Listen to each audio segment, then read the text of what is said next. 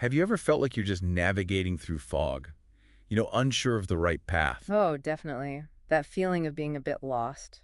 Well, today we're going to dive into this really interesting idea about finding clarity, finding purpose. Uh-huh.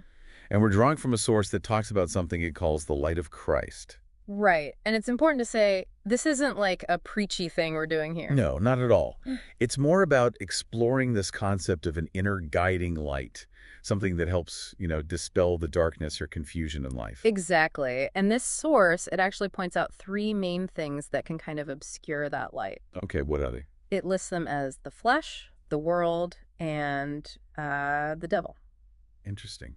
So our mission for this deep dive then is to unpack what those terms might represent in our everyday lives. And also how we might cultivate this inner light the source talks about. For personal growth and maybe having a more positive impact too. Yeah, that seems to be the idea presented. So let's start with that feeling of darkness or confusion the source mentions. How does it describe that? Well, it talks about spiritual darkness, which sounds heavy, but it connects it to confusion and compromise. Which I think most people can relate to, right? Those internal conflicts, maybe societal pressures pulling you one way. Or even just negative influences, yeah.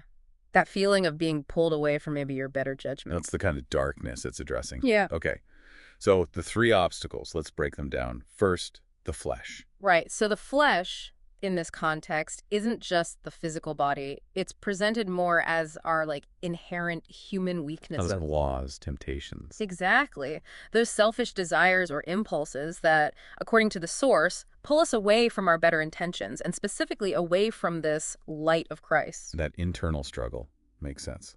So what about the world? That sounds bigger. External. Yeah, that's how it's framed. The world represents those external pressures, the values, the priorities, the distractions that society kind of bombards us with. All the noise, basically. Pretty much. The things that compete for our attention and can end up shaping what we think is important. Potentially leading us away from that inner clarity or light the source focuses on. That's the connection it makes, yes. And the third one, the devil. Now, that term can carry a lot of weight.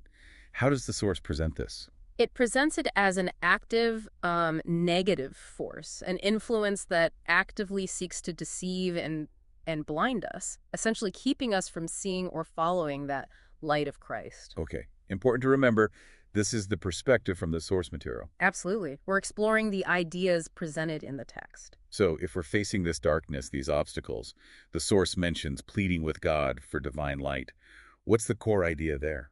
Well, looking past the specific wording, it seems to represent a really deep desire for inner clarity, for purified motives. A renewed sense of purpose. Yeah. Maybe centered on what the source sees as good, which it identifies with Jesus. Right. It's like acknowledging I need guidance beyond just myself, a longing for that connection to divine light. So what does it actually look like to walk in the light, according to this source?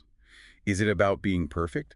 No, actually, it stresses it's not about perfection. It mentions relying on grace. Okay, so what is it about then? It seems to be about striving to live truthfully, aligning your actions with goodness, as understood through the teachings about Jesus it refers to. So honesty about flaws, not hiding them. Yes, exactly. Being transparent. And also allowing your mindset to be transformed and living for a purpose that's bigger than just your own needs or wants. Okay. Now, this inner light, it's not just for ourselves, is it? The source talks about being a light for others. That's a key point. The idea is that when you're filled with this inner light, it kind of naturally radiates outward. Through your actions, your words. Yeah, it draws on teachings about letting your light shine. But the emphasis is really interesting. How so? The goal isn't to draw attention to yourself. It's about guiding others towards the source of that light. Which the text identifies as Jesus. Explicitly, yes. The idea is becoming, and this is a quote from the source, beacons of hope, pointing people towards Jesus. Beacons of hope. I like that. The source even provides a sort of model daily prayer, doesn't it? What's the gist of that? Essentially, it's asking for help in removing that darkness. Things like sin, pride, fear, distraction, whatever, is obscuring the light. And asking for what instead? Asking for purification, for strength, for joy, and specifically asking that your life reflects that positive influence, reflects Jesus, so others can see it. Okay.